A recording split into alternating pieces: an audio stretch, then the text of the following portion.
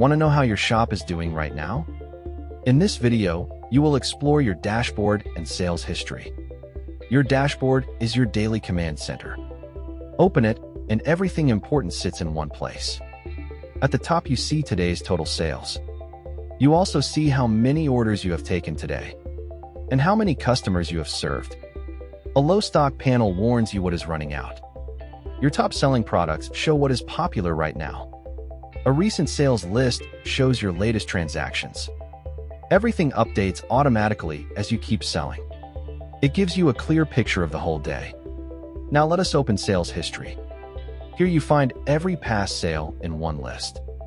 Each row shows the date, the amount, and the payment method.